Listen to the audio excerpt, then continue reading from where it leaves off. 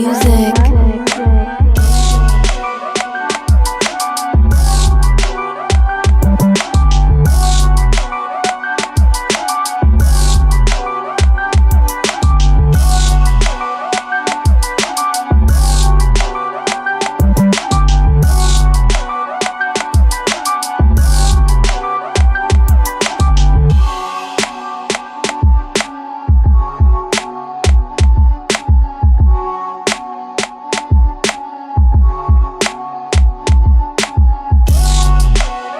Midnight music.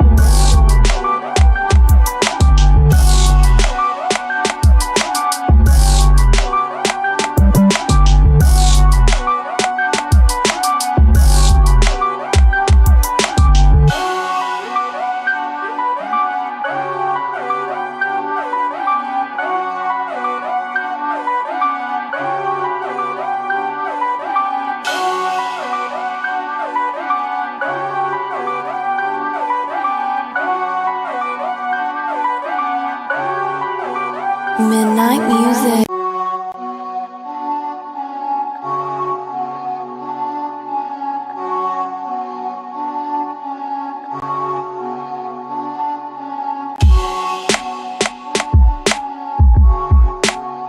Midnight music.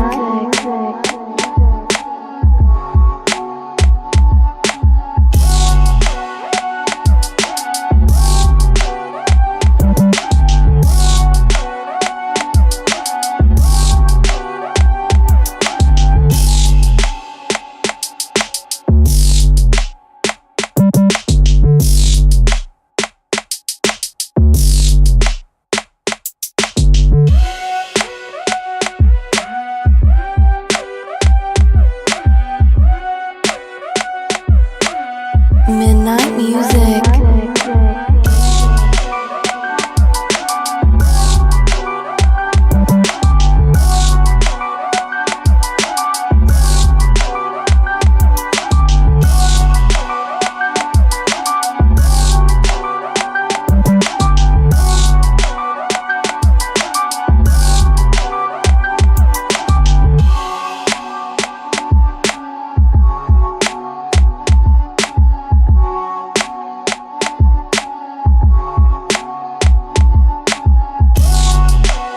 Midnight music.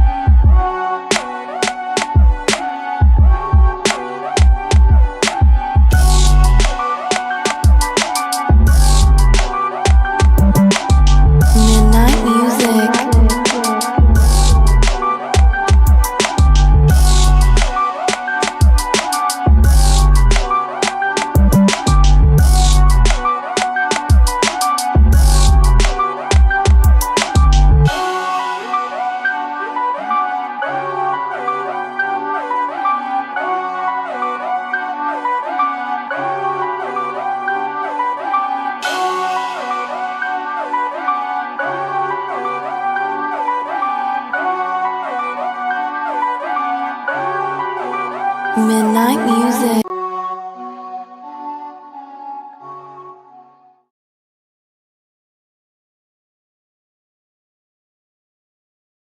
Of course, my audio was muted. Sorry, apologies about that. All 7 of you that are actually listening or watching this, actually. Hey, it is literally just me tonight. Will is unable to make it. I'll address this a little bit more when we actually go. When I actually go live. And Kay is Kate. So it is just me. I didn't want to burden any of you guys with trying to last minute emergency find a replacement co-host. I didn't want to do that again. Thank you, Mr. Frats. Thank you. I appreciate that. So it's just me this time. It is me, one man band, King Rickie, I guess we're gonna call it. I had a whole completely different title for this show when it was supposed to be the show that we were going to do last week, and I'll explain last week. So I was all set to do a show, obviously without Will or Kay yet again.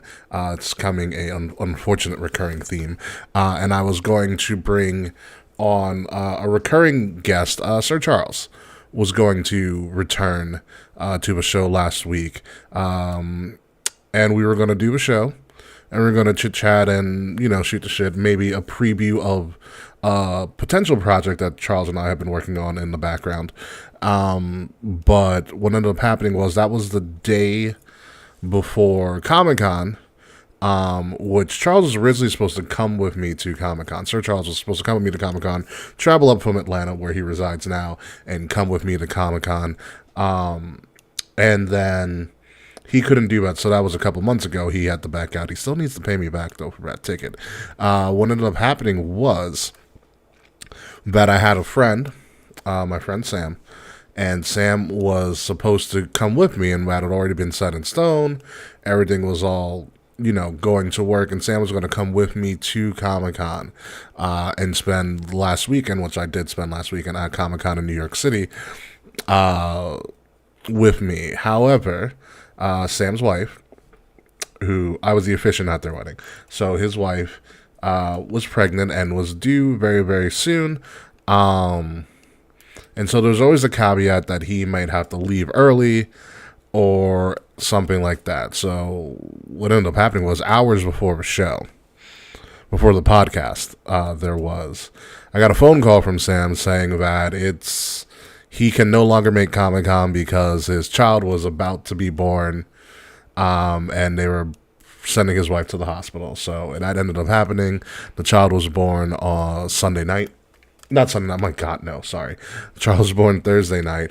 And so I ended up just, exploring Comic-Con by myself. So in that very, very short window of time, I was trying to resell that ticket or give it away to somebody who could benefit from a 4-day pass to New York Comic Con. So it was such a scramble that I didn't want to be flustered and be in, kind of a panic or anything like that going into the show. So I scrapped the show myself last week. Just to give myself a little bit of peace of mind and work my way into going to Comic-Con. My first Comic-Con, actually. My first con, I guess, because I don't think Access counts as a con. So it was an interesting event. A lot of walking. I learned that the hard way. So I will learn to have better shoes, maybe. I don't even think better shoes could even help me. It was just a lot of walking because some of you guys know I work remotely. For the most part, and I do appreciate that you would have joined in at the last minute, Frets, but I didn't want to do that to you again, and I kind of was already set on this one man thing, and so as I was saying, as I work remotely, so when you work remote, I don't work in an office. I work from my lovely establishment back here, and because of that, movement is minimal. Especially if you're not going to the gym, but I am. So movement is minimal. Also, Frets, think about that. Write that down. Was it you, Frets? Because we talked about a 205 Live or ring shape kind of thing revolver, which I'm down for. Very, very much down for. Well, let's talk about it. Do some Carmelo Hayes. Let's talk about it right now. Arch supporting quiz. Yeah, I know, Frets, but it was a lot. I got a lot. I got a lot of steps in. Hey, Smiley. How are you? evening, friends. Welcome back to the show, Smiley. It is very, very good to see you. And for you to be a part of this chat and all of this stuff. So it's going to be Frets and Smiley. You guys are going to be hopefully running the chat, getting other people in here, and walking me and helping me through this one-man show. No. So we're going to address some things, and Smiley, and I know you know one of the things I'm going to address. It's what we're going to start the show off with. So I'm happy you're here for that as well. But we're gonna try to get through essentially. I think the last time we actually did a show. I mean, we meaning myself and Wilkes K has not been on the show in a significant amount of time. I believe the last time we did a show, we did the Jade Cargill signing. That was like 3 weeks ago. Please keep the chat posted on AEW. I'm hearing a lot of Sting talk for maybe positive or non-positive reasons, and I'll react to that in real time as we're going live, as when we're live on the show. So that does kind of pop up. Frets, do let me know. I do have some potential talking points to mention in that essence. So we're going to be covering a lot of bigger news, really non-specific stuff. I'm not really going to cover Fastlane, although Fastlane I thought was a above average pay-per-view. The presser with the presser with Jay, no, was it Jay? Yeah, it was Jay and Cody, was very, very interesting. They were definitely on something, or at least Jay was. So very, very, very interesting stuff there. But I thought Fastlane was a pretty interesting paper. Oh, hi, Taquan. How are you? I was wondering when you would pop up. Don't you have class around this time? Or did you get out of class early or something? So I'm wondering. Hey, Taquan. Yes, I am riding solo. As long as Slack doesn't come around.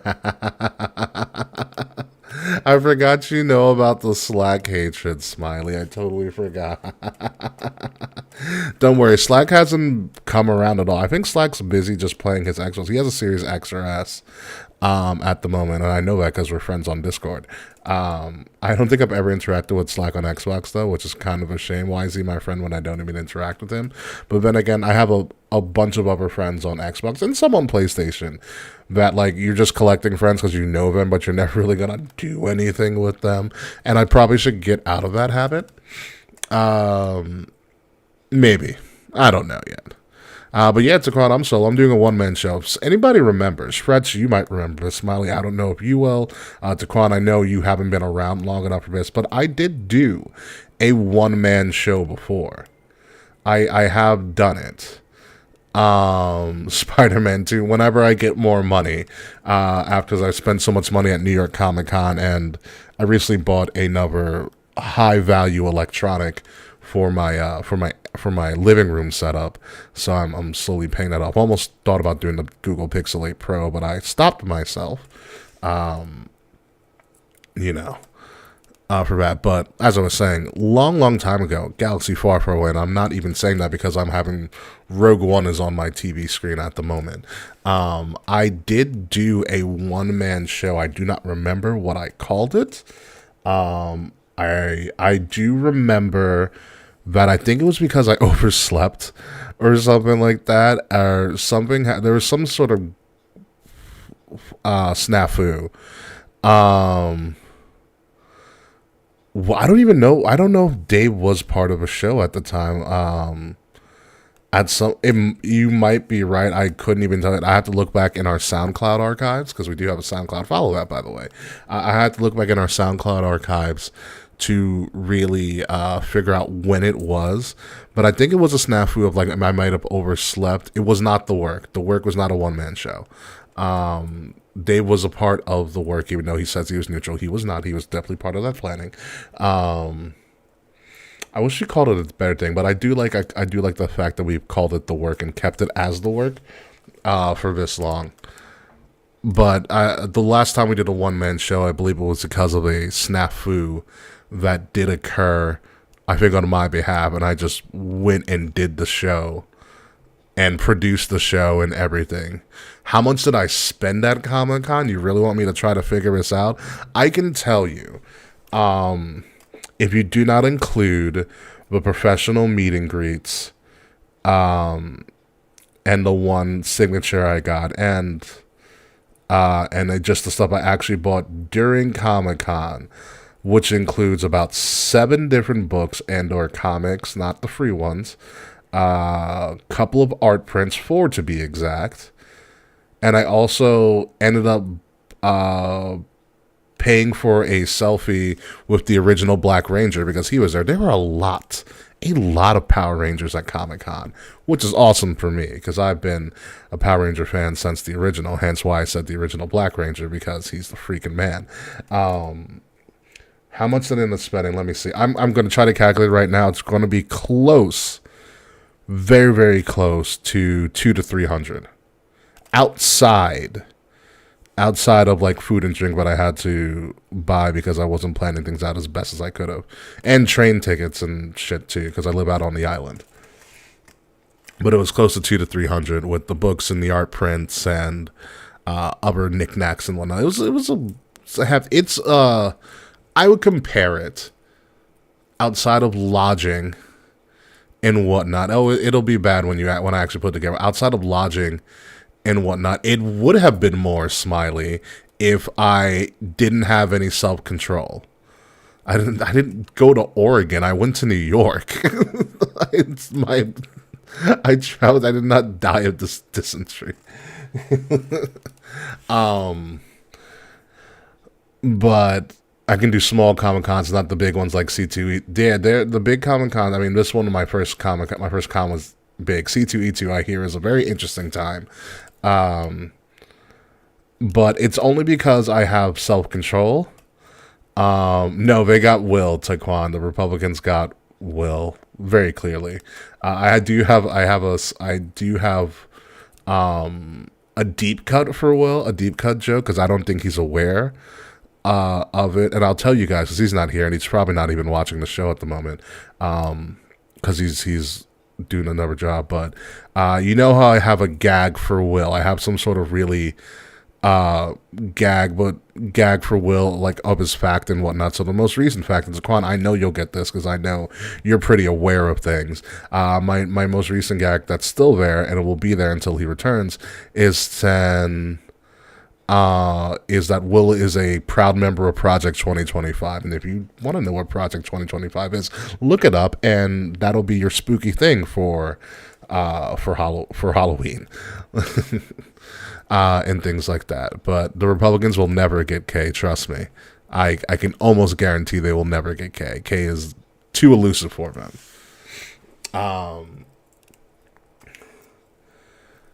It's okay. I mean, number one, it is very unfortunate what happened to you at C2E2.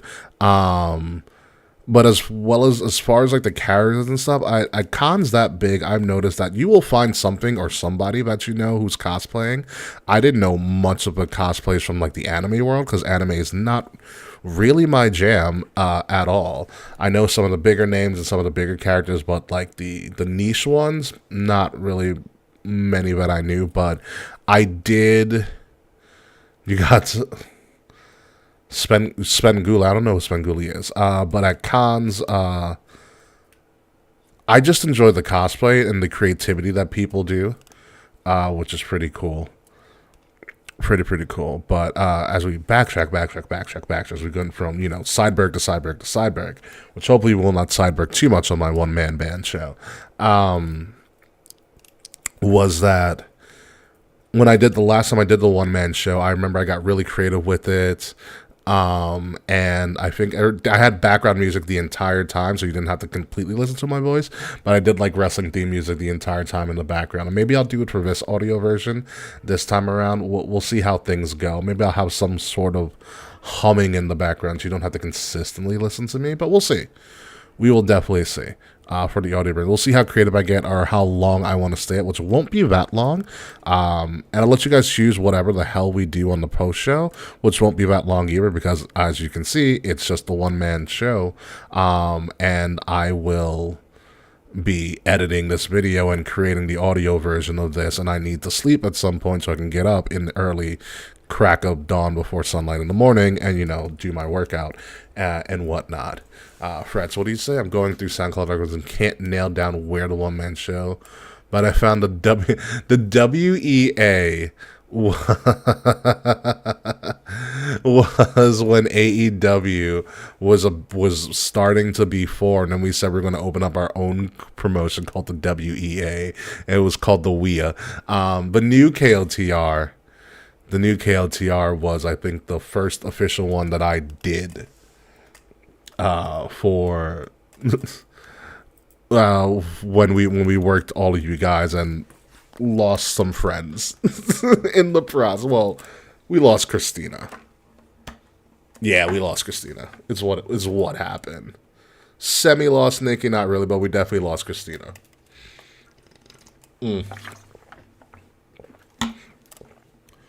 Oh, Saul Grail's about to die in Rogue One right now. I'm looking at it at the moment. So sad. Saul Grail, is like one of my least favorite characters in the Star Wars universe. So this really didn't touch me when Saul died. But Smiley, you got to tell me you said Svengoolie? I hope I'm saying that right. I really, really do hope I'm saying that right. But Comic-Con, in and of itself, it's very WrestleMania-like in the form of spending and the atmosphere, so it's very comparable. The fandom obviously crosses over. If you guys have ever watched anything called Subway Mania, those guys were around. I didn't run into, because you can't really miss them, but Rikishi was around.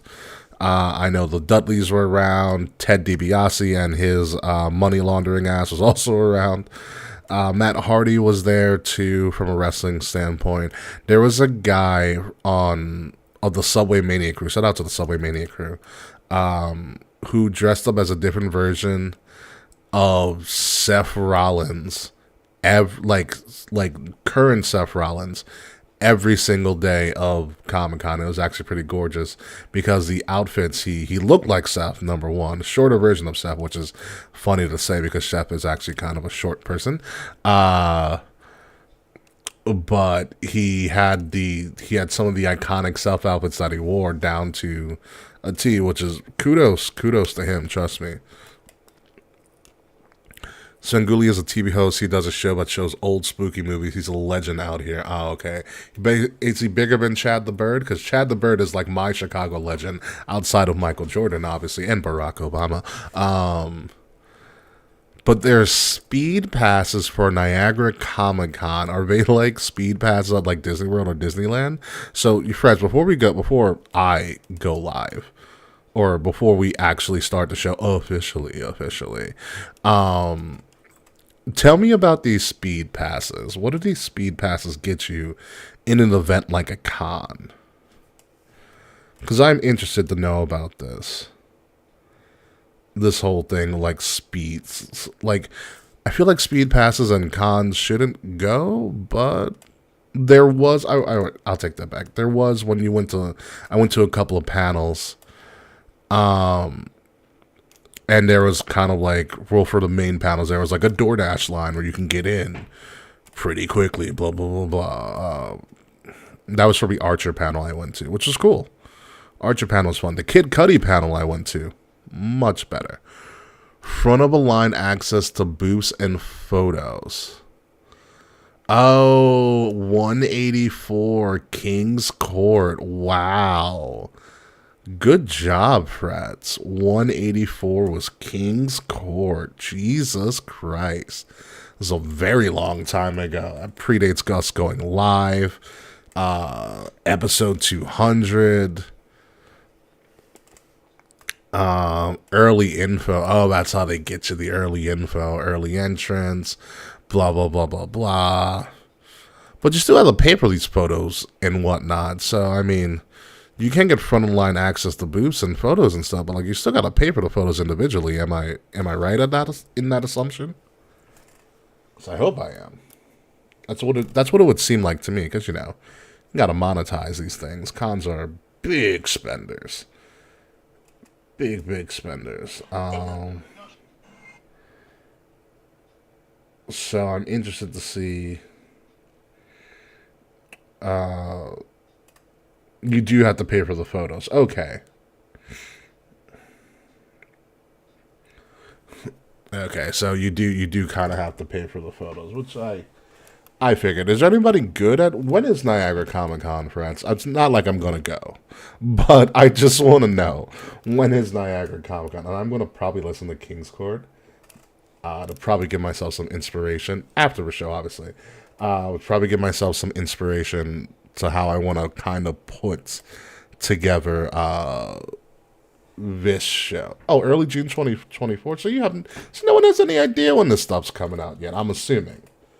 I am assuming. Where was I gonna go? Oh, okay. I was like trying to figure out what the hell's my show description gonna be and shit. To make this editing easier when shit comes. When everything finishes. I know Dynamite's about to start, so I should probably switch to Dynamite and not switch to Star Wars. Although, as much as Rogue One is awesome, I probably should have Dynamite just in case. Just in case it's not. I'd rather be watching the New York Liberty, to be completely honest with you. Hopefully they can tie this up. Getting food for the main show. Well, hurry the hell up, Frats, because I'm about to start this main show. And just so you guys are aware, since I am the one that is doing this live right now, Will is usually pretty much the, for all intents and purposes, an audio engineer. When we're doing the show live, he controls all of the music and, you know, he has his little soundbar shit that he does in the background. None of that's going to be there in the final product of this produced, edited live stream. Obviously, all of that stuff is going to be there because I have all that stuff, but it's not going to be on the live version of the show. So it might sound rather silent. My intro is going to just be my voice on the live stream, but then again, on the actual, edited straight version of this show, you will hear all of that audio and stuff that you've come to know and love. And the audio version obviously is going to have all those things as well. So there's gonna be like when I switch over, and we're gonna do the countdown in just a moment. When I switch over and we do, but coming up on Kings of the Rings podcast, all that stuff. It's just gonna be me. There's gonna be some long pauses because I want to space it out so that I have enough time for all of the music and whatnot. So bear with me on that. But we are going to get to it. Right about now, actually. So, make sure I clear my throat, because you're going to hear this great voice the entire time. Hopefully, this is something that you will get used to, because I've been working on some stuff in the background. But that is another topic for another time. Hint, hint, hint, hint. January 8th. Fade. Okay. All right. If you're ready to go and you're still with me, and hopefully you will be for this entire time. I don't know how long we're going to go, but we are going to get into some really, really interesting stuff. We're going to talk. We're going to talk some stuff. We're going to let me talk to you. We're going to talk about it in just a moment. So let's get a little countdown for you guys, and let's get this show on the road. Starting in 5, 4, 3, 2.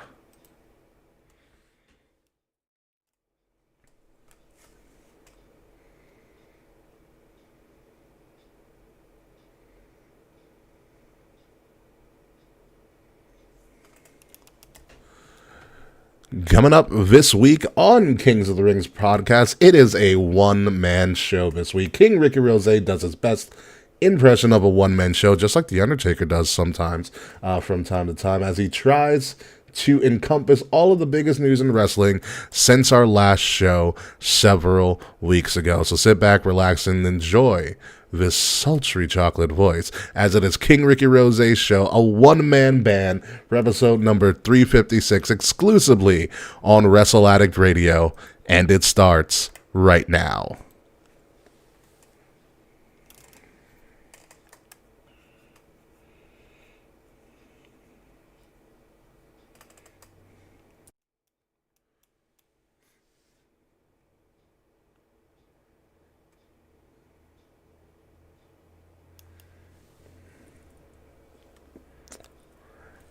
Sometimes when you want to get something done, you just have to do it yourself. And that's what we are doing this week. Ladies and gentlemen, welcome to Kings of the Rings podcast, episode number 356, the one-man band, because I am just one man sitting in front of a computer screen and a webcam and a bunch of some of our best followers and listeners, talking to you guys by myself. No Willie T.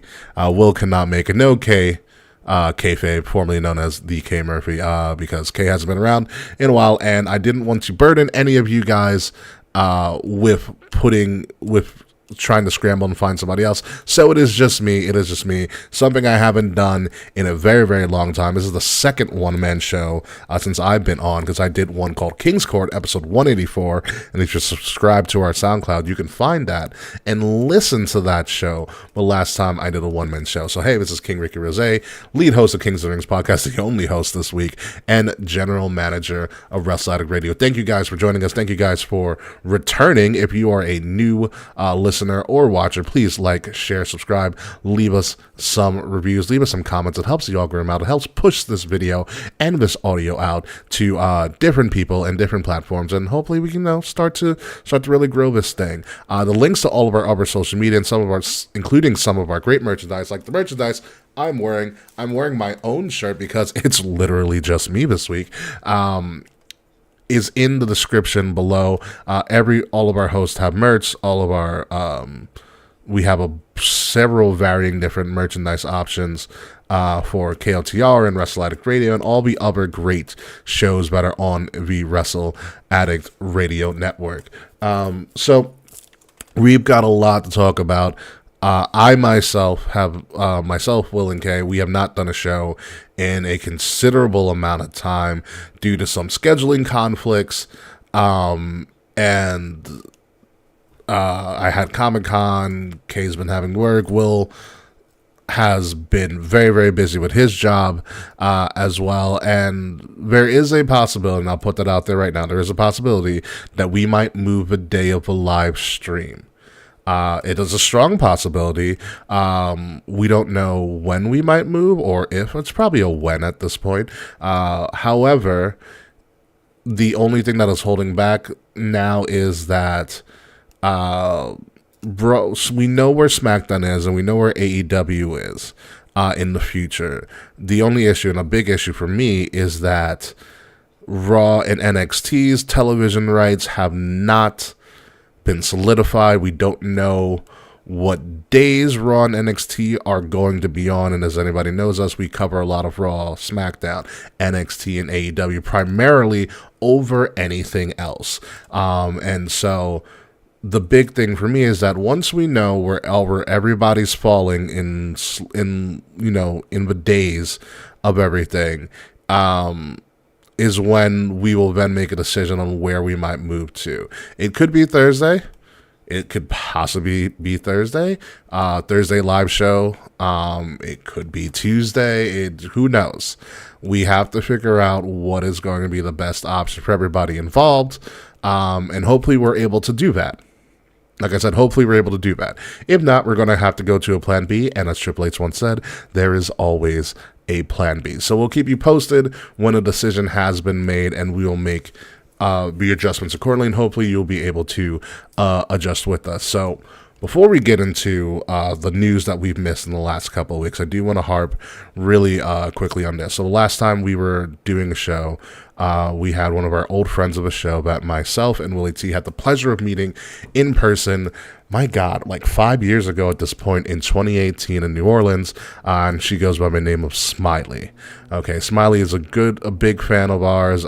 She recently had started joining our live streams a couple weeks ago. Like I said, the last time we did a stream, where we highlighted the signing of Jake Cargill and all of that stuff. So I don't know the time frame of how everything panned out. Smiley is in the chat with us right now as we are streaming live on Twitter, Twitch, and YouTube at this very moment at KOTR_podcast and at Wrestle Addict Radio and stuff. But around the time of our last show or a day or so after, and I'll tell you right now, even though Smiley's here, she has given me permission to discuss this, and it's something that I wanted to discuss anyways, but I got permission from her to discuss in much more detail.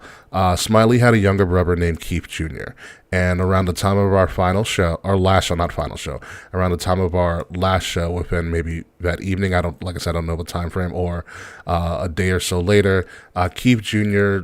took his own life.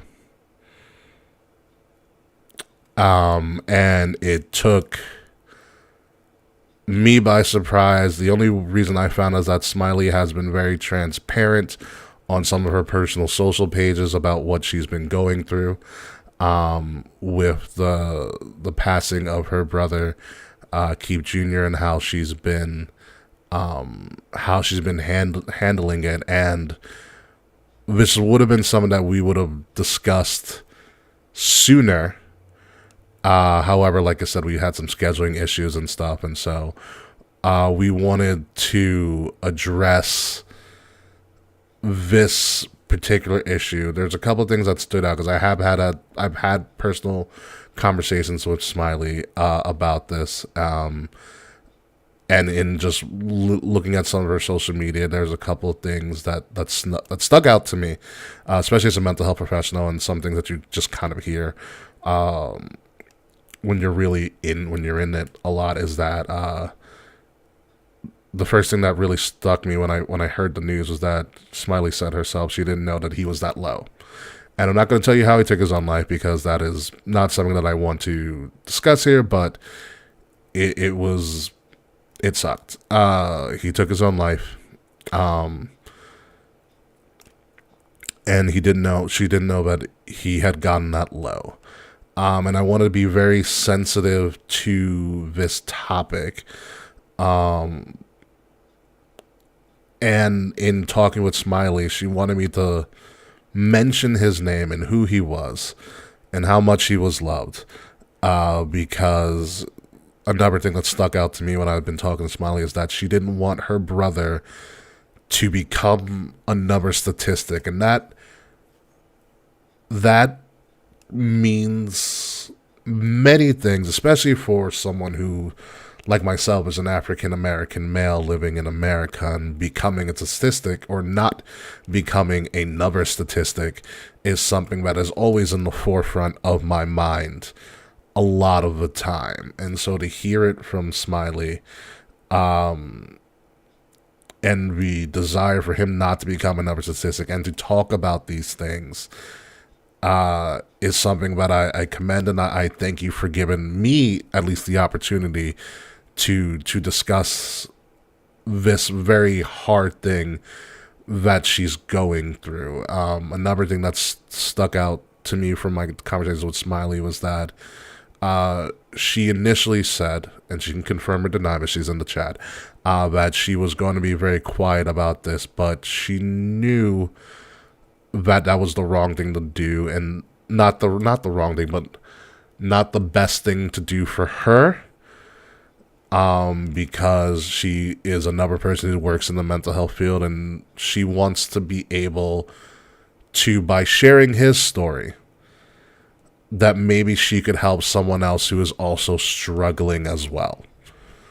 And so that's what we're going to do. And I know we don't want to talk about Keith Jr. being another statistic, but there are some facts and figures that we need to be aware of and I'm talking generally. I'm not going to give you a lot of numbers, but the only number I really give you is 1 in 5 people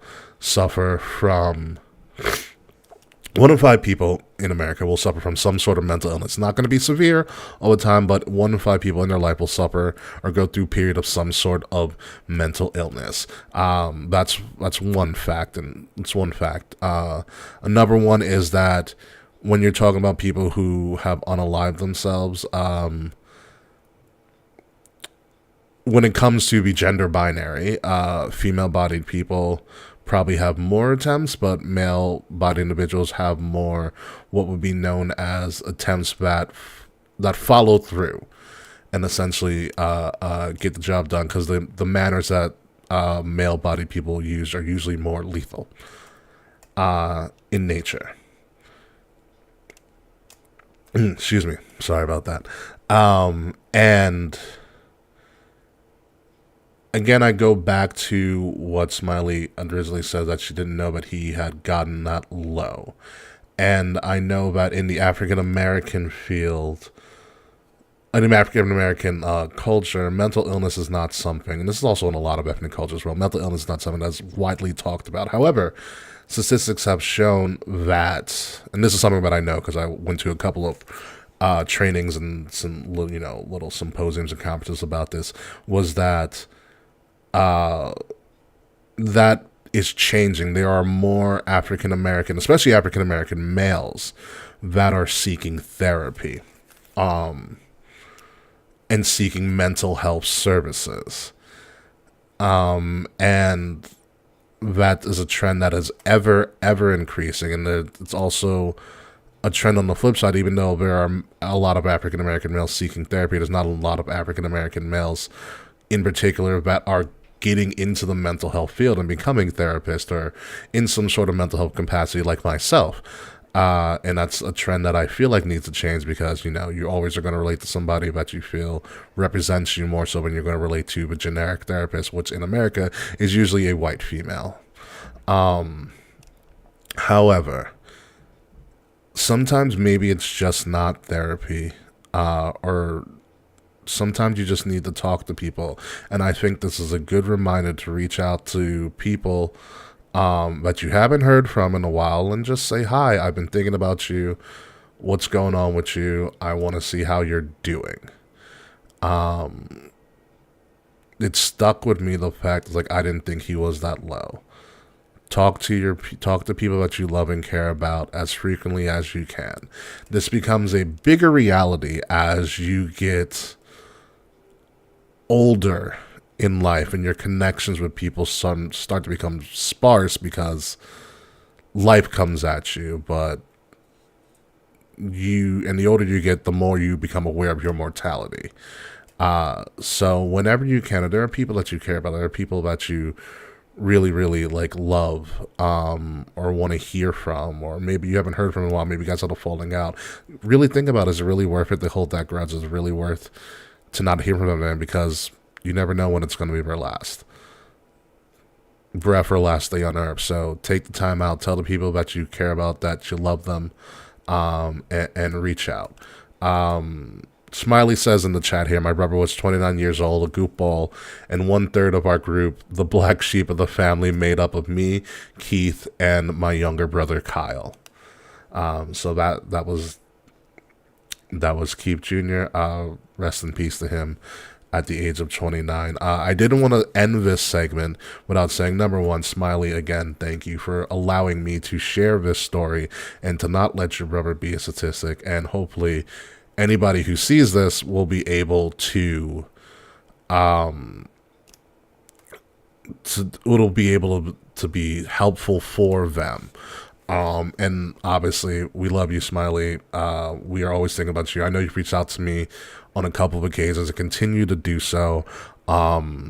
Or any one of us. I know Will and Kay, who I discussed with this prior, have sends their well wishes. I know they wish they could be there for this, but they did want to start the show with this if they were here as well. And I do also want to end with this. If you or anybody else, may be struggling, maybe having a hard time, whether how big or how little it is. Recently, in the past couple of years, the national government opened up a, we'll say, suicide and crisis lifeline.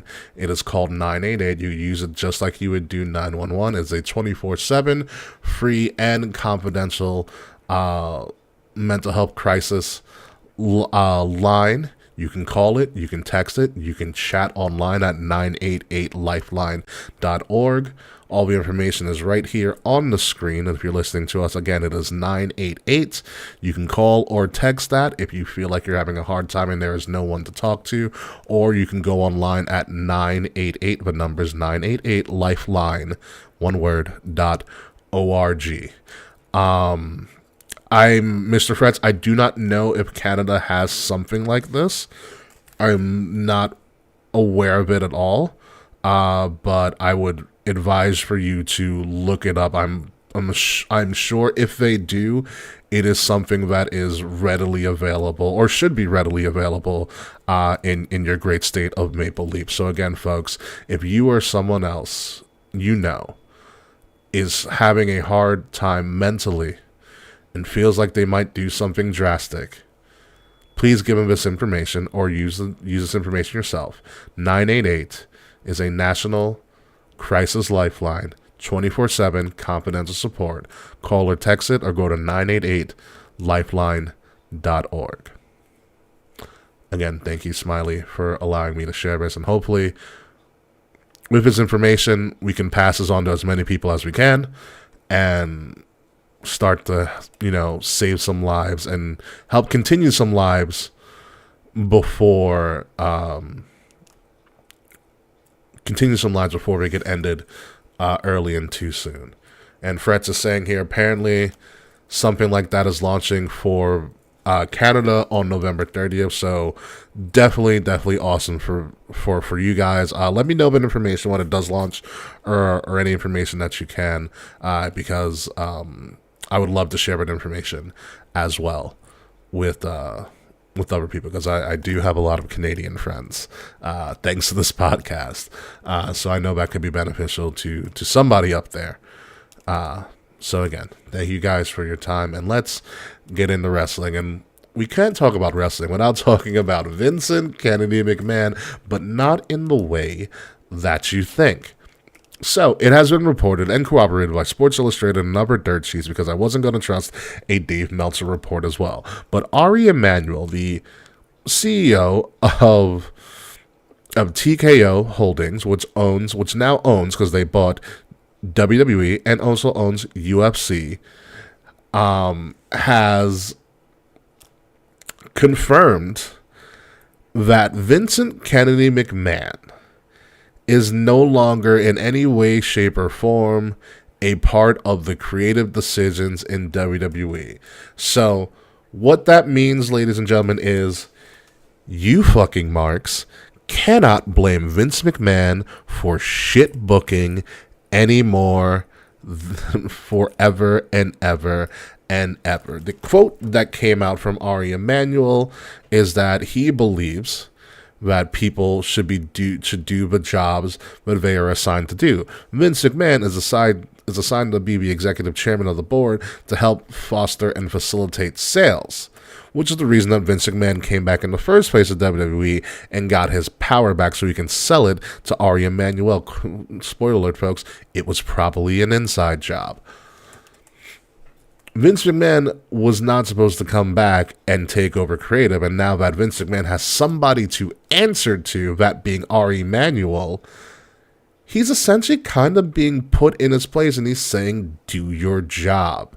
And we pay Triple H to be a part of creative. So for the first time in a very, very long time, we have 100% confirmation that Vince McMahon is no longer in charge of creative. There's going to be no more speculation, no more did Vince do this, did Vince do that, did Triple H do this, Triple H do that. We do know that for the main roster, Raw and SmackDown, Triple H has full control over creative. And Shawn Michaels has full control over NXT. D-Generation X runs WWE. Let that sink in for a little bit. The Degenerates, the bane outside of Stone Cold Steve Austin, one of the banes of the Mr. McMahon character during the Attitude Era and beyond, now run his company creatively. Now, I know a lot of people are going to be very, how can I say? They're going to be very excited about this. They're going to be happy that Ding Dong the Vince is dead and all of that. However, you got to think. I think of it from another perspective. This is a man who created sports entertainment, who essentially built this from the ground up, taking this from his father, of course, but also he has done everything in the company ever. Everything in the company ever. He has he was a ref, he was an announcer, he's been a booker, he's done everything you can think of. He taught Shane and Stephanie that way. He started them from the ground up. Vince McMahon has done everything that's coming. This has been his baby. So I can understand what somebody, especially at his age, who has been nurturing this thing for so long, that this is something that he would have a difficult time, a very, very difficult time being okay with. But that's kind of a risk that he had to take. He sold it. He got a crap ton of money for it, which is the reason he came back anyways, getting more money, even though he had a lot to begin with, but he needed more. And now he's being told, essentially, by Ari Emanuel to know your role and shut your mouth. And I think this is a good thing. It was going to happen to Vince at some point. Either that or Vince was going to pass away. However, Vince has someone to answer to now, and it's now the Ari Emanuel show. And even deeper than that, it's now the Degeneration X show. It is pretty crazy to think about. So Vince McMahon only there to facilitate sales, and from what I've heard, TKO wants to purchase a part of the PGA Tour as well. That's another topic for a completely different podcast on another time. So let's move on from that. Other big thing that happened in wrestling: Edge debuted in AEW. AEW is now rated R. Edge showed up several weeks ago at WrestleDream to actually a very, very good video package to announce his debut. He kind of has the rights to the song by Alter Bridge. The only thing they changed was that the voice in Edge's AEW theme is Beth Phoenix. The You Think You Know Me is Beth Phoenix's wife, and it's not the original voice of the original song. That's the only tweak to his theme. The NWA signed a TV deal with the CW, which will be interesting. We'll talk about that when I get more details about it. Excuse me.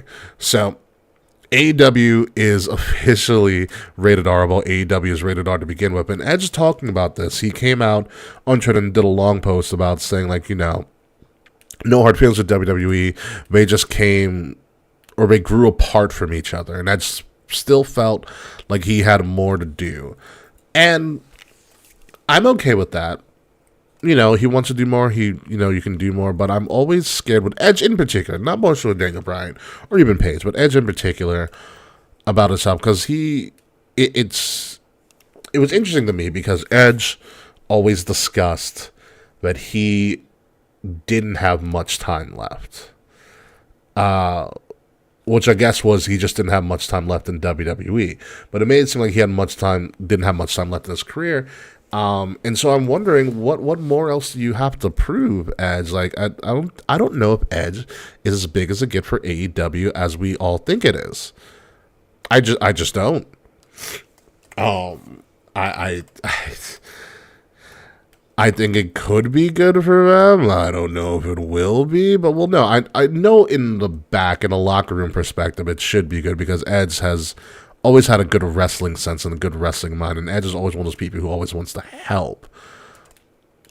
But how much we're going to get out of Edge here in this third run, I guess. But again, I believe Edge is a SAG actor, and the actors are still on strike, so he's got to do something, right? But we'll see how this Edge thing goes. I mean, more power to him, but I guess the big pop or the surprise of Edge being there, or Adam Copeland, as we're calling him, or the rated R superstar Adam Copeland, or whatever he is calling himself in AEW. I mean, this is great, but we already had the, oh my God, Edge is back from retirement moment when he came back at the Rumble the same night that Kobe died. So it is a change of scenery, Mr. Frats, and takes the CM Punk stink out of AEW and shifts the focus on something positive. Yeah, we'll see. We will definitely see. So Edge is back, And Edge's first match, or what have you, was going to be this past Tuesday, or not this past Tuesday, but about a week or so ago, when AEW was going to be on Tuesday because they were preempted by the Major League Baseball playoffs, and that's the same night, but NXT also runs. And so NXT decided to hold a WrestleMania-like show on 2 hours of public programming to kind of, from what I read, show AEW who's boss. And to put it in perspective, folks, NXT, WWE's third-tier brand, granted, they beefed up that show like no one's business. Really had they almost doubled the viewership in compared to AEW Dynamite. It kind of wasn't fair, to be honest with you. But when you are when you're WWE, you can do things like that. One of the big things that occurred on top of that Super Show with AEW, with NXT, sorry, not AEW, NXT. NXT had my, I'm not gonna lie, Smiley either. NXT had my full attention. I mean, I get Adam Copeland wrestling and Christian and all that, but NXT had my full attention. You had Cena, Cody, Paul Heyman, Taker, Shotzi came back, Asuka wrestled. Shotzi revealed that not only herself, Scarlett's fine ass, is going to be hosting Halloween Havoc. Halloween Havoc is a 2-week show. It is a 2-week special. Halloween Havoc night 1 is next Tuesday, October 24th, and then Halloween Havoc is going to be on Halloween, Tuesday, October 31st. Mind-blowing that they're doing. There was a lot of big reveals. The Dusty Classic is obviously coming back. That's the reason Cody was there. Cody was special guest booker. He booked some fantastic matches.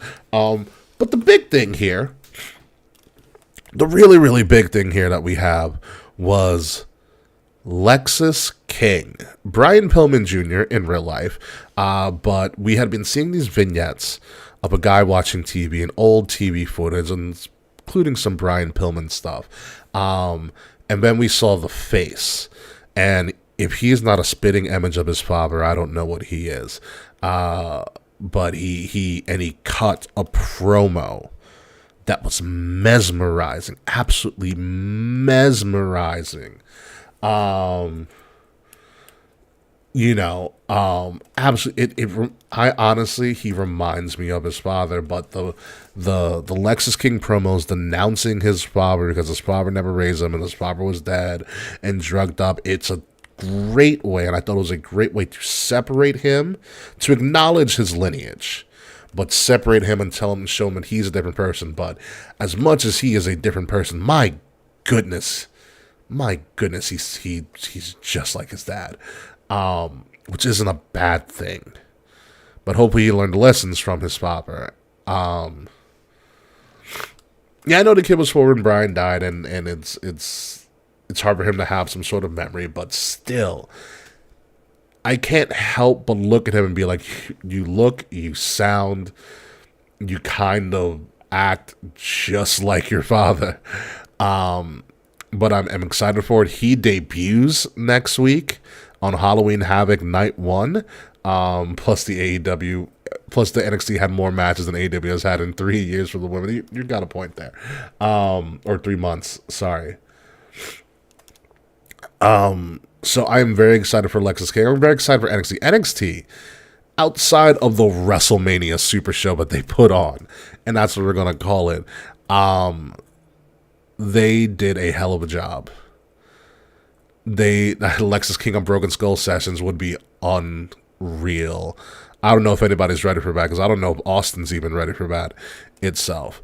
But outside, like I said, outside of the Super Show, the WrestleMania NXT Super Show, that it was, it's also included an appearance from Jade Cargill, because Jade Cargill is just freaking everywhere. Who know who cut his half face? My God, Smiley. NXT in general has just been really goddamn good programming and good wrestling. Shawn Michaels went on a conference call or a press call the other day and was talking about the thing that separates him is that we are really focused on storylines and why these people are fighting and not just having them fight. And you can that's kind of evident in NXT programming. In Shawn Michaels' NXT is he's really big on why are we fighting? What's the story behind why are they fighting? And making them really focus on that above anything else, which I think is a very, very good thing for the brand, and it makes it very interesting TV and good pro wrestling. On the flip side of the NXT Super Show and all the positive that stuff, we had this thing going on with the Bullet Club, Gold, and MJF, which it's hard for me to kind of wrap my head around this. So we had, I want to say it's Juice. Correct me if I'm wrong. Freds.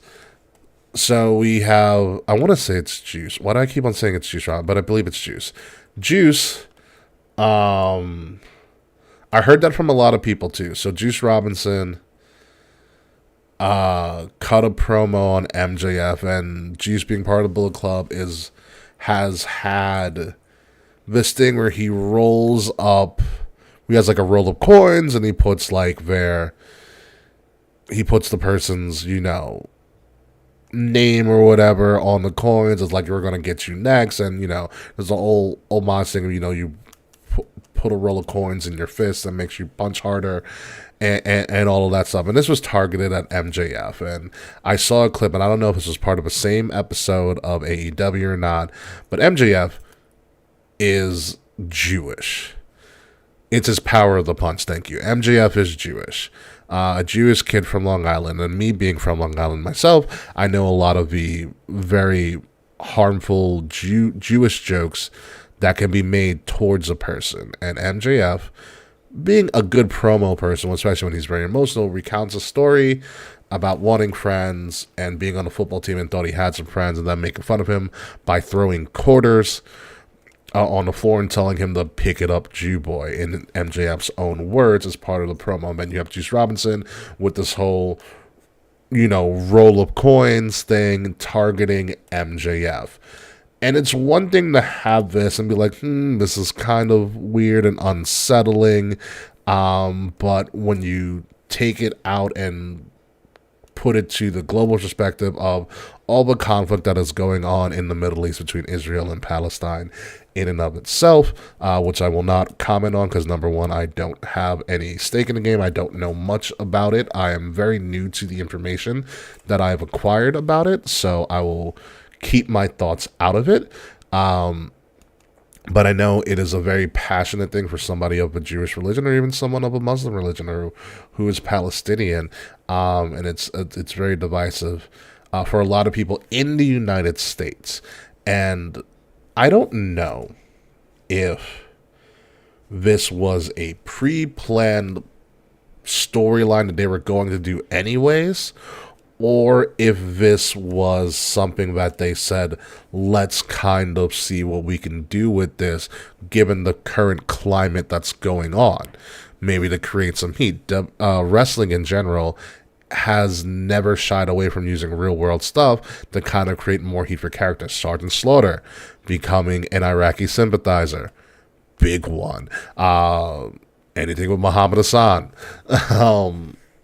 All of that stuff. I mean, even in his beginnings, Mustafa Ali was supposed to be a foreign heel, and wrestling always likes to do the foreign heel that happens to be a brown person from the Middle East. Very famous trope. According to Mr. Prince, apparently it was planned and Max greenlit it, which I hope he would greenlit something like this. It just seems not really poor taste, because for some people I can understand why it's poor taste. For me, it's more so bad timing that a storyline like this would be the main storyline for your biggest title in AEW, your theoretical biggest title. in AEW. It just seems like maybe they could have come back to the table and be like, maybe we should, maybe we should pump the brakes on this and maybe go another route. But they went with it, and, for better or worse, you're going to live by it, and you're going to die by it. I do know that for a lot of people, this was cringeworthy, and they started changing the channel to NXT, which is not something you want when you're going up against your competition. It sounds like, WCW did the same thing. So, I hope this goes over well. I hope they make something out of this, and there's something positive that comes from this. But it's off to a bad start. It's not looking well for a lot of these people involved. But we'll see. Also, in the fallout of this one Tuesday night showdown between AEW, the premier show, Dynamite, and the third tier show, NXT, from WWE, again, to give you some comparison, Tony Khan didn't have a major announcement, but what Tony Khan did was Tony Khan went to Twitter or someplace, and he voiced how things between him and WWE became personal. It's a very big Deion Sanders word lately, personal.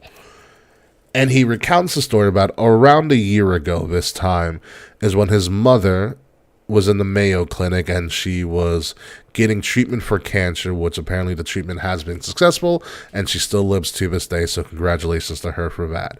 And Tony Khan said while he was in the hospital tending to his mother, getting all of these cancer treatments from the Mayo Clinic, and by the way, Mayo Clinic's absolutely freaking fantastic.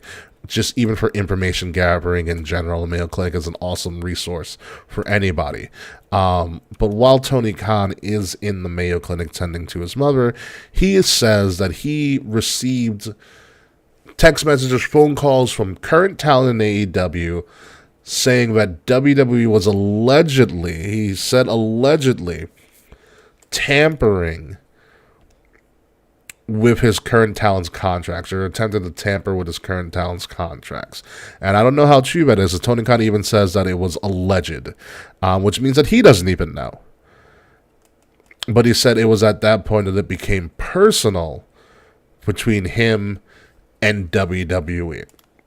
And I dove into this, and I wanted to talk about this, especially from my time in the mental health field, but I found it interesting. And this happens a lot of times when you have a personal, emotional thing that you are going through in your own personal life. Sometimes that seeps into other aspects of your life. What was happening to Tony Khan, and particularly Tony Khan's mother, is something from his personal family life that is separate from his business proceedings, especially with AEW.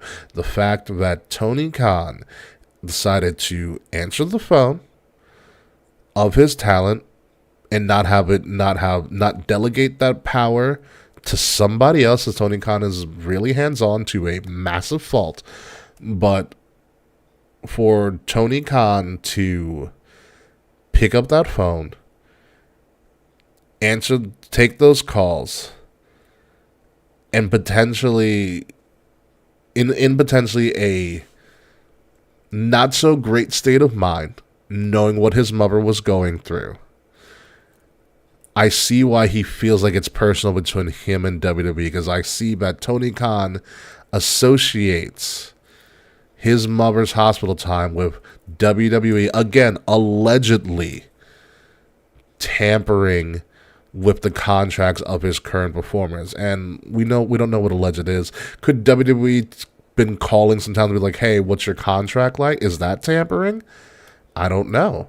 Were they trying to buy them out of their contract? Is that tampering? I don't know. We don't know what tampering is. Tony Khan wasn't really that descriptive of it.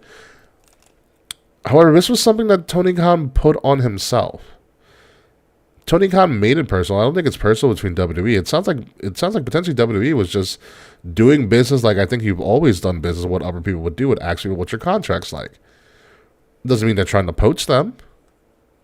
It also could be, and this is another possibility. It also could be Vitalen was trying to get more money out of Tony, whoever Vitalen was, and made up a lie Negotiation tactic. WWE is telling me that they're going to give me this. What do you got for me? It's a very high possibility.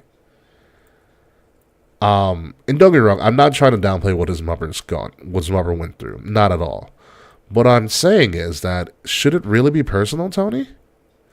Because I don't think it should. It sounds like it might have been just business that you made personal because you were doing business stuff in a time that you were dealing with a personal matter that was highly emotional and close to your heart. Just something to think about. This also furthers my idea, but I believe that Tony Khan needs to have other people we can delegate duties to, where he can actually take some time off and tend to things that are important to him, like maybe his mother or his family. I'm not telling Tony Khan what to do with his family, but I'm saying it should be a high suggestion from him that he doesn't need to take all of that on by himself. Tony Khan had a "my team lost in the playoffs" meltdown. He did have a "my team lost in the playoffs" meltdown, and it wasn't even just a loss. It was a beat down. It was an absolute beat down. But the fact that Tony Khan is making this personal between him and WWE is one-sided, and that does not bode well for AEW, and it does not bode well for Tony Khan, because Tony Khan will not be in the right state of mind to make good business decisions if he is taking everything personally, and that's where he will lose in the long run. No matter how much money he has, he will get destroyed if he starts to make this personal. Telling you, he's going to get absolutely destroyed if he starts to make this personal and he doesn't have people around him to tell him to stop. So, fair warning, Tony. It's on you now. It is so much on you.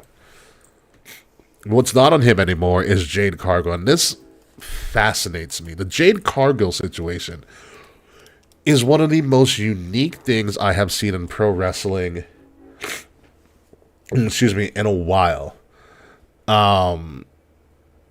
Ever since Jade Cargill's very public signing with WWE, the rumor has it that there's a trademark or a copyright that she's getting for her name, which makes me believe that they are keeping the name Jade Cargill, which, one, brilliant for everybody, including Jade Cargill, bad for AEW and Tony Khan.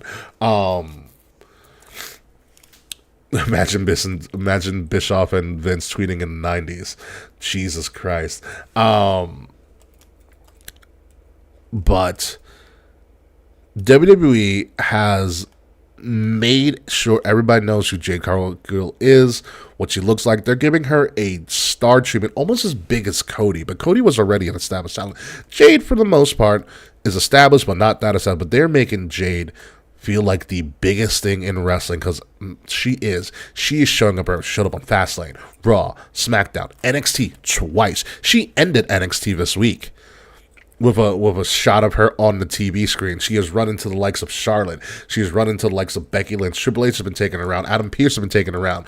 Shawn Michaels has been taking her around. This has been an awesome hype around Jade Cargill, and she hasn't even wrestled a single match for WWE, but it feels like when she does, it is going to be massive. No one knows where she's going to go. There's been talks about Raw, maybe she's on SmackDown, maybe she's on NXT, but they are playing this up so well because she's showing up everywhere and no one knows where she's going to land, and it's absolutely brilliant what they are doing with Jade Cargill. Jade Cargill is a star. The only thing that she needs to do is that first match has to be dominant and as impressive as hell, and the longer they take, the better it's going to be. I can guarantee that. Jade Cargill said this pretty early after she was signed. She doesn't need this money. She is doing this because she loves to do it, and she wants to be the best at doing it, and she also wants to be a positive influence for little African American girls and other African Americans to show them that they can make it to the top, something that she was not able to break through with in AEW. But in WWE, the rocket ship is strapped to her like no one's business, like no one's ever seen before. This is unprecedented. But I'm enjoying every minute of this. She just has to deliver. It sounds so simple, but it's not. But I trust the WWE performance system, and pretty much has developed the entire main roster. Jade just has to listen to them and do what she needs to do, and she will be just fine. And I'm very excited for that debut whenever it is. It is going to blow everything out of the water. I cannot wait. Where do you guys think Jade Cargill is going to go? Please let me know. And leave a comment or something. Maybe I'll put up a poll on our Spotify or something like that. But let's figure out where Jade Cargill's finally going to land. Raw, SmackDown, or NXT. NXT at this point is probably going to be the least likely because of how prominent she's been seen everywhere else. But we'll see what happens. She might be on SmackDown with Nick Aldis, though, because, oh yeah, by the way, one of the more prominent NWA champions of the past decade or so, Nick Aldis, is now a signed member of WWE as an on-screen personality because he's the general manager of SmackDown. There is no more Adam Pearce being the general manager of Raw and SmackDown. Nick Aldis has signed with WWE, and he is the general manager of SmackDown in a fantastic segment. In comments about Jade Cargill, Smiley says, I'm hoping NXT thinks she goes to the main roster. She doesn't live up to everyone's potential, then most fans will eat her alive. That is also very true. So it's going to be interesting where Jade might land. Because where she lands shows how much faith they have in her to be an instant impact. And that's what we'll say. But anyway, back to Nick Aldis. Holy crap, Nick Aldis is in WWE. I'm surprised he's an on-screen personality. I really am. He fits the role well. He looks like $1 million. He's always carried himself like $1 million, especially with that NWA title. The fact that Nick Aldis, a former NWA champion, is now running SmackDown, and like Fred said earlier, Adam Pearce, another former NWA champion, is running Raw. So you have DX running creative, NWA running Raw and SmackDown. It is wild times to be an absolute pro wrestling fan. Nick Aldis is a big deal. And a lot of people, myself included, thought he was going to be signed, and he was going to be signed as a performer. But as an on-screen personality, it was very interesting. And even more interesting when Nick Aldis said that we finally got a trade for Jey Uso as facilitated by Cody Rhodes, and that trade was Kevin Owens. Kevin Owens is now a member, and Nick Aldis' first move is now a member of SmackDown, breaking up Sammy and Kevin Owens and that bromance, and now Sammy can just work on his bromance with Jey Uso, potentially. This is a huge get for SmackDown. At this point, SmackDown might be the ace show. I mean, SmackDown's been the ace show back and forth for a while, but SmackDown might be the ace show. You got Roman, you've got Kevin Owens, Nick Aldis, potentially Jade, Charlotte's on the brand. This LA Knight is on SmackDown. This is huge for SmackDown. And SmackDown's leaving network television by next year. It is absolutely insane. Fred here is saying maybe he'll be a player coach kind of GM like Regal in 2000. I feel like all of this sets up potentially Nick Aldis versus Kevin Owens down the road. We'll see how they play this and how Nick Aldis plays this and all of that stuff. There is that potential as well. And speaking of Regal, don't be surprised if Regal returns as the GM of NXT. I'm calling that now. It's not a spoiler alert. This is merely just a prediction because if I remember correctly, Regal left AEW about a year ago, and the stipulations of his release was he could not be an on-screen talent for the first or an on-screen personality for the first year after his release. And that year's coming to an end.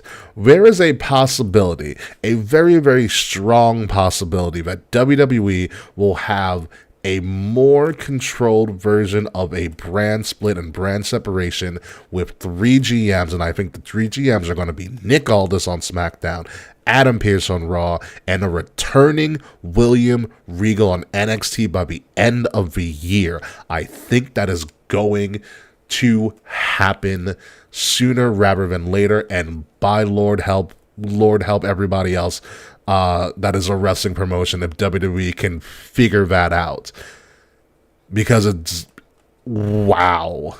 It is going to be mind-blowing times. I'm excited to see what Nick Aldis does with Kevin Owens now on the brand. SmackDown is going to be pretty big this week. That was the season premiere of SmackDown. Also on the season premiere of SmackDown, you had the face-off everybody wanted, LA Knight, Roman Reigns. We've been talking about wanting to give LA Knight the reigns to go for a title. We thought he was going to get the U.S. title. He didn't get the United States Championship. And it looks like big things are coming for LA Knight, and that big thing looks like at this point he's going up against Roman Reigns, potentially at Crown Jewel, with, the backing of John Cena. John Cena not using his golden shovel, but actually elevating somebody in some way, shape, or form, until, acting calls again, and then John Cena disappears. But as good as for this is LA Knight, let's bring everybody down to earth. LA Knight is just another sacrificial lamb on the Roman Reigns domination train as the undisputed WWE Universal Heavyweight Champion. Roman Reigns is going to beat LA Knight. That's not a prediction. That is a definite spoiler alert. The big question is, can LA Knight look good in a defeat? If everybody thinks that LA Knight is going to be the one to take out Roman Reigns' 3+ long year championship reign, you have something coming that's definitely not happening at Crown Jewel, where I think this match is going to happen. LA Knight is losing to Roman Reigns. How good the build and how good the match is going to be up to LA Knight and Roman Reigns, and how good is LA Knight going to look in a loss. This is a big moment for LA Knight. You wanted LA Knight as the megastar. Now you've got him, and now he is in a program with the biggest star in all of pro wrestling for the past 3 years, Roman Reigns. Let's see what you got. Prove it. Step up or step out, LA Knight. I'm looking forward to this in a big, big way. So we'll see what happens. And I like I said LA Knight's losing to Roman Reigns, because if you forgot, this also happened on SmackDown, because Cody was there, because he was a undisputed tag team champion for about a week. And I believe they lost those titles on Monday, the Judgment Day, because they were drunk at a press conference. But also this happened on SmackDown. Cody Rhodes and Roman Reigns had a little bit of a face-off, a little bit of a teaser, and Nick Aldis was in the middle of them. Cody and Roman is happening again, whether you like it or not. And it's happening in Philly. I've talked about my theories for this for a while, but Cody and Roman Part 2 is happening again. And I believe it will main event WrestleMania 40 Night 2 in Philly. That photo, the photo you're seeing right there, wherever the thing is where I'm pointing to. Don't you start yeeting me. You two better not start yeeting me. Uso versus Uso, and Phil. Uso versus Uso might happen at Survivor Series. This is too good to not do again. I think it's too good to not do again, Cody and Roman. WWE has done well enough to keep Cody hot, and Roman's forever hot at this point. It's too good not to pass up. WrestleMania 40 is going to be a massive undertaking. It's going to be one of the biggest WrestleManias of all time. Potentially one of the WrestleMania 40 has the potential to be a top 10 WrestleMania of all time. And I'm going to be in the stands for it. It's going to be awesome. It's going to be absolutely awesome. Oh my God, I'm sitting club level. Oh man. But yeah, if anybody wanted to see who's probably going to take that Roman, it's Cody. It is absolutely going to be Cody. It's too good. There's no one else built up big enough to take out Roman than Cody. I know we've said that for a while. And LA Knight might be the closest, but LA Knight's not Cody. There's a different level that Cody's on. I could say he might be great. He might have greatness on a different level that, another empire named Roman usually says. So we'll see what happens with that. But let's move along to, speaking of Crown Jewel. Crown Jewel's happening. In Riyadh again, because it's Riyadh season. Crown Jewel is happening again. And I think it's the early November. It's right before Survivor Series. So it's a weird time because you always have to do Crown Jewel in between. It's that in between premium live event before Survivor Series and before whatever October is. Obviously, it was Fastlane this time around. And sometimes I wish we could have just not had Fastlane and just done Crown Jewel, but this is what they're going to do. And Adam Pearce, now the GM of Raw, which is going to be weird to say, but now the GM of Raw is now booking some matches for Crown Jewel. The first one being Seth Rollins versus Drew McIntyre. Seth Rollins somehow surviving his time against Shinsuke Nakamura in a hell of a last man standing match at Fastlane. I do recommend everybody watch that. And Drew McIntyre is relevant again, even though he's kind of, not over the whole thing, but his motivations are good. He was a champion when no one cared, or when everybody was in COVID and there was nobody for him to cheer his song or get any of that hype and stuff, and he never had that opportunity. And Seth, who always yearned for that opportunity, now has that opportunity. It's telling Drew to get over it. So it's very interesting. It's interesting to have Drew kind of be the heel here, which he's leaning towards heelish territory. And Seth is still like this forever over kind of jackass babyface. But I can see where Drew kind of might have a point. Like, you're kind of being a jackass, Seth. But we'll see how it goes. We'll talk about that more when it comes up in a couple of weeks. Also, Adam Pearce has booked a Fatal 5-Way, and I believe it's a Fatal 5-Way U.S. Champion, Fatal 5-Way elimination match for the Women's World Heavyweight Champion. Rhea, Mommy, is putting her title up against Raquel Rodriguez, Zoe Stark, a very Ronda Rousey looking Shayna Baszler in this photo, and my favorite Annihilator, Nia Jax. I love how they are really doing something with all these women and giving them kind of a showcase. It's going to be a wild topsy-turvy match. I can very easily see Nia winning. Because she's had some matches, but she needs a very dominant match. And Nia has made almost all of these women look small to what she's done. She has literally been the Annihilator ever since she's returned. It's going to be an interesting match for Zoe, very interesting match for Raquel. I'm excited for this. And like I said, we'll talk about this more when we get closer to it. And last, but certainly not least, speaking of going back to SmackDown, Logan Paul, who is a boxer from time to time, had a really interesting finish to his match this past weekend. But Logan Paul, right after his boxing match, literally in the middle of the ring, called out Rey Mysterio and said he's coming for the U.S. Championship because he's a U.S.-born person, so on and so forth. Rey Mysterio's like, you know where to find me. I'm going to be on SmackDown, homeboy. And it looks like that's what we're getting for Crown Jewel as well. We're potentially getting Logan Paul versus Rey Mysterio for the United States Championship. Now, remember, Logan Paul was the main event of Crown Jewel against Roman Reigns.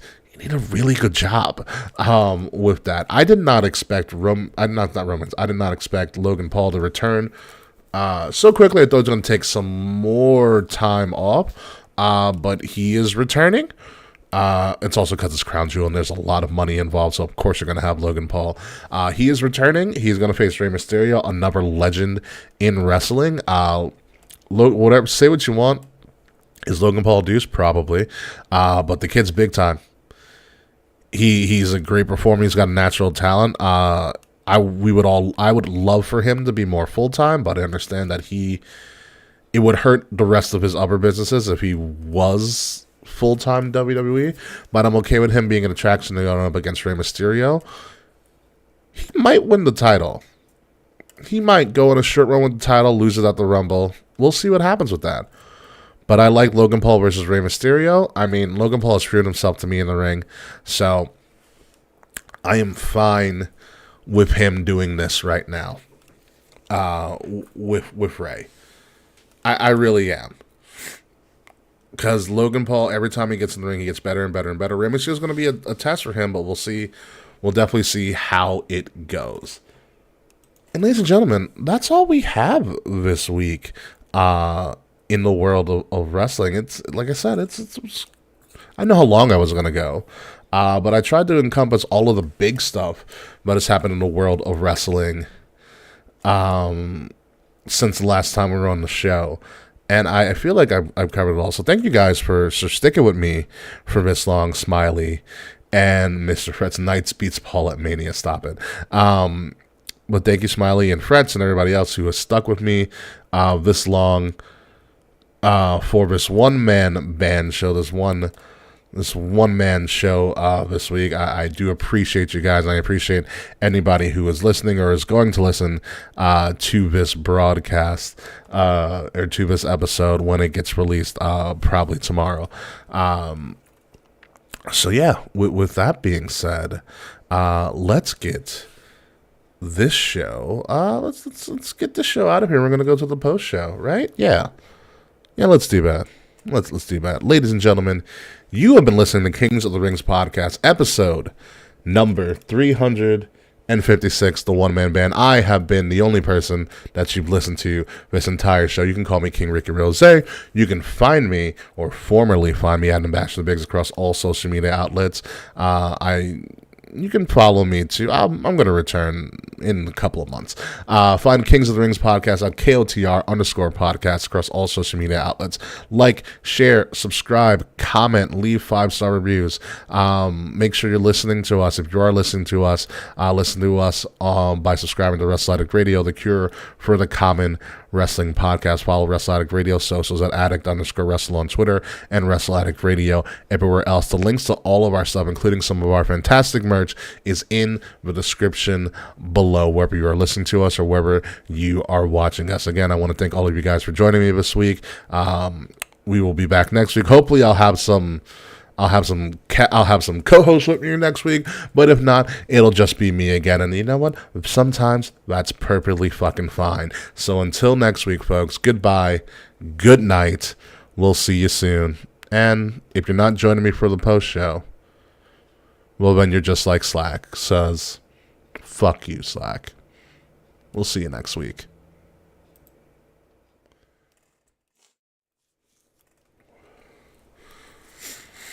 Perfect. Jimmy Uso, player hater of the year. Player hater of the year. So wow, I got that done in a little bit under like an hour time. Or something like that. So it should be a very, very interesting show when it gets together.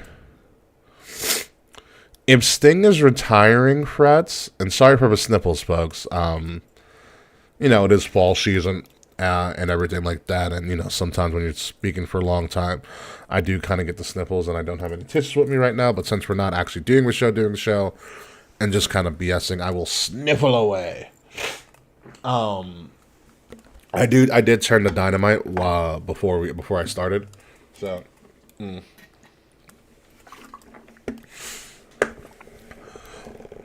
but no, I have not seen Sting yet at all either. But if Sting is retiring, then it would make sense.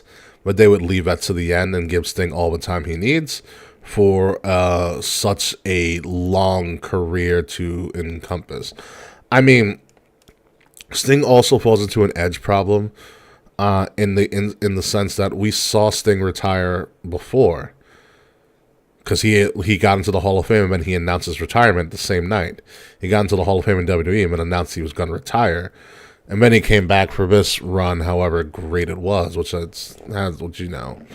hit or miss. So To me, I felt like Sting should have retired a long, long time ago. I'm probably gonna watch. I'm gonna be up for a while doing some editing, and whatnot. So we'll definitely see how this goes with all of that. That being said, what do we want to do on this post show right now? I can do Am I the Asshole and just give you my personal opinions about what I read. They are in Texas. Like I said, we can do an Am I the Asshole on our Tip of the Crown post show. Or like we can do something else at the very moment in time, within reason, obviously. But you guys let me know what the fuck do we want to do here? Because I would love to do something with you guys. Just got to figure out what it is. So any suggestions, Smiley, Frets, you guys can let me know. What shall we get into? Or not a little bit of a post. I'll probably leave you guys by 9:30 if that. So we'll definitely see. But if you guys have any ideas,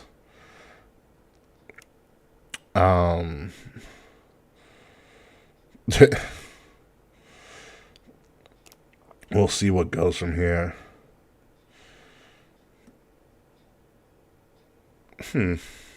I'm just checking my fantasy booking, my fantasy football league right now, and other stuff that goes on when I'm not when I'm podcasting, and luckily no one called me this time around. But I always like to check to see what's going on in the world in the post show as well. Oh, no problem, Smiley. It was an absolute pleasure. It is something that I wanted to address as best as I could and as quickly as I could. Obviously, not without your blessing, which you gave me several weeks ago, and like I said, we would have done this sooner. But there were some things that we had some conflicts of scheduling. So, but I'm glad we were still able to do it today and spend as much time as we did on it, because I think it is a very important topic. And it's another way that we can, keep your brother, keep Junior's name alive. And if you do ever need, anything from me or anything to talk to, you know how to find me. You can reach me out on multiple avenues. I believe you also have my personal phone number, Smiley, so you can also reach me there as well if you ever need to talk or cry or vent or anything like that. I am always around, at any given point. So, you just hit me up, you let me know, and I can be a resource, as best as I can for you, to the best of my ability. But the least I can do is be someone who's there to listen, to you, no matter what it is. I can always be that ear to listen, and everything. So, with that being said, without any suggestions, I think we're going to pull out an Am I the Asshole? And Smile, I don't know if you've been around with us during the post show, but we like to do, or Will and I started doing this, where we look at Reddit streams, and we play Am I the Asshole? We try to discuss based on what people post, whether they're the asshole or not. And so I'm going to go through. We're going to do one because I have some editing to do, a lot more so than I usually would do on a night like tonight. But we have. I'm going to go through one. Am I the Asshole? And we're going to see how this goes. And I'll just give you my opinions. You guys can comment on them in the stream as well. So let's see. I'm looking for a good one. I'm looking for something that's really gonna really intrigue me.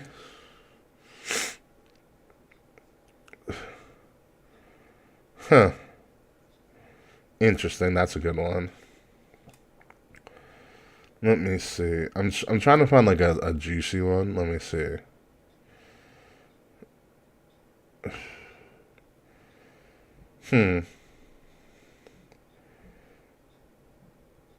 That's a funny one.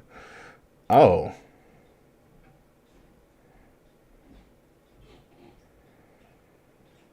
Ooh. Oh boy. This is a short one, yet sweet one. This is gonna be the one. Am I the asshole? I think I already know the answer to this, but we're gonna play this out. So the title of this, which was posted a day ago, the title of this one is "Am I the asshole for canceling my birthday party because my parents cut my sister a slice of my custom-made cake the night before my party when she cried for it?" So the person posts, "My sister, who's 11, is the miracle golden child. She always gets what she wants whenever she wants. My parents are always trying to please her and make her happy. We always make a big effort on her birthday and do whatever that she asks for, but they can barely remember mine, and they are always conveniently broke. This year, I wanted to enjoy my birthday, so I babysat and even mowed lawns to make this possible. My birthday was a few days ago, and the party was scheduled for the day after. I have been planning for weeks and invited all of my friends. I bought the food, snacks, and drinks. You did too much for your birthday, and picked up my custom-made cake, which I was really excited about. It was just perfect. The night before the party, I noticed that my cake, which was in the fridge, had a huge slice missing. When I asked my dad, he shrugged and nonchalantly said that my sister was crying for it, and it was just a small piece, and my friends would not notice. I feel like if there's a piece missing in a cake, I'm going to notice that there's a piece missing in a cake, no matter how small that slice is. Like, you can't hide that there's a piece missing from a slice of a cake, especially if it's a custom-made cake. It's like, oh, wow, this is a great puzzle, but it's missing a couple pieces. Oh, how did you know? Because there's clearly a hole where a piece should be, and it's not there. Anywho. Last paragraph goes, I yelled at him, asking him why he would do something like that when it wasn't even bought with his money and that my sister could have waited for tomorrow. This made him angry, and he went on a tirade about how I think I'm an adult because of my stupid party, implying at the fact that I did everything myself and did not ask them for anything. I ended up calling it off because I was not able to change the location last minute as I didn't have the means to, and I was so hurt. I didn't want to host it at home anymore. One of my friends told me that calling it off was an overreaction and that I could have just grit my teeth and gone through with doing it at home rather than canceling just hours before.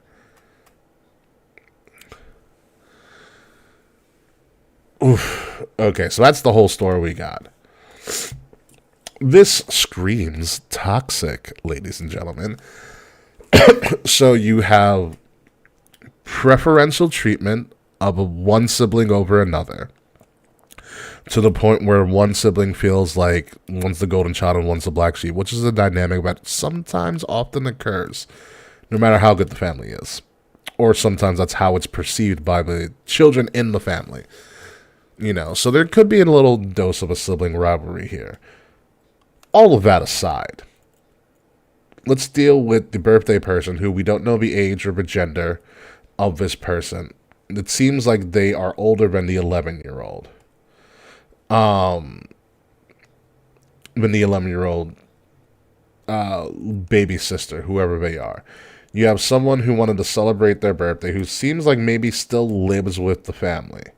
However, this person did all of the planning for their own birthday party, which again I feel like is sometimes too much.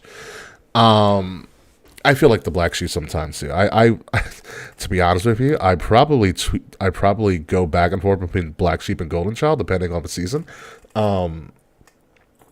But you have somebody who planned this whole party by themselves, no help or input according to their perception from their own parents. Bought the food, bought the drinks, whether they were alcoholic or not, bought the cake that was custom made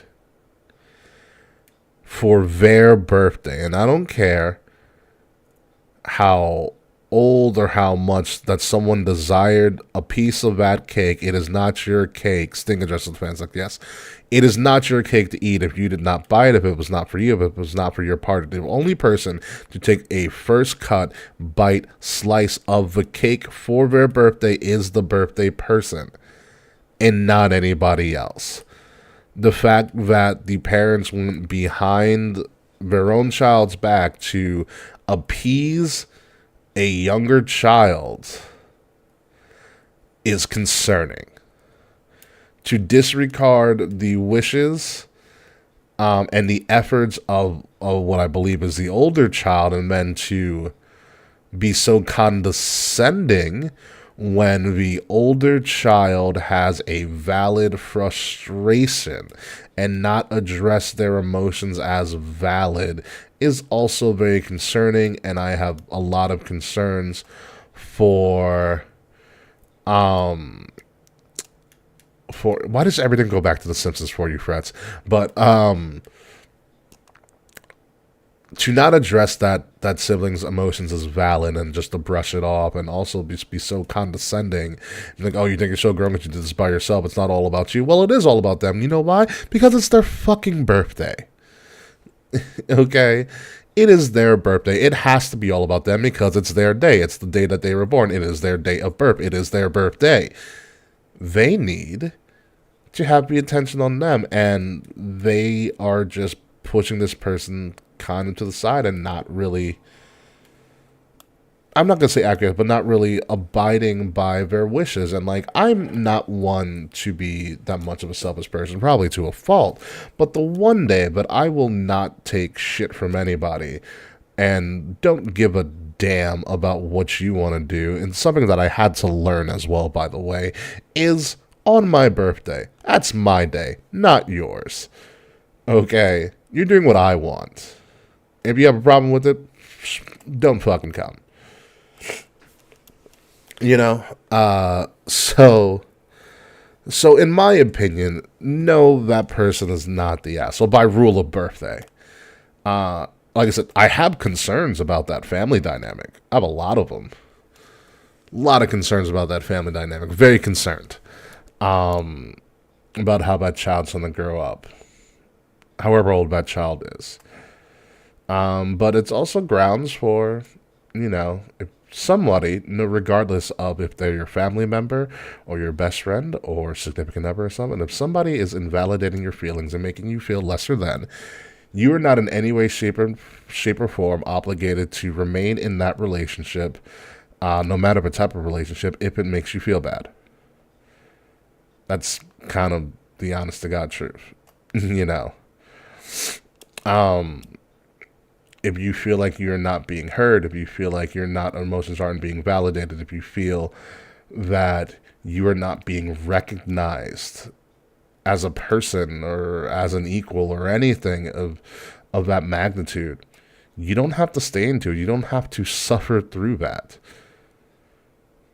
Just because of your parents or anything like that, you don't have to suffer through that. You have to make sure that you are at all times and to the best of your ability in the best mental, emotional, and physical state possible.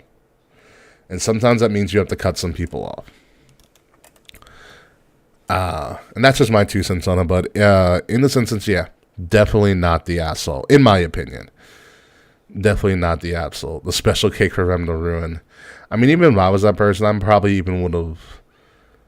I would have maybe even picked up the cake the day of. I mean, probably lesson learned at this point, so that there isn't a chance for anybody to like go in and take a slice out of it. But that's such a dick move.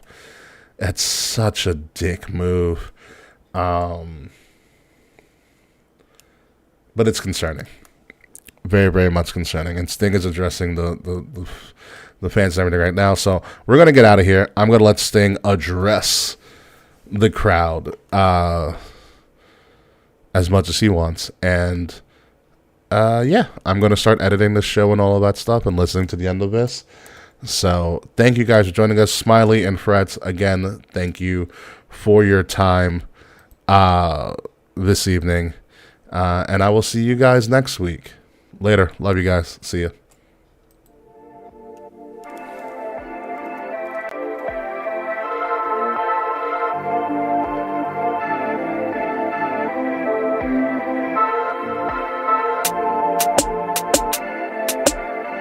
Midnight music.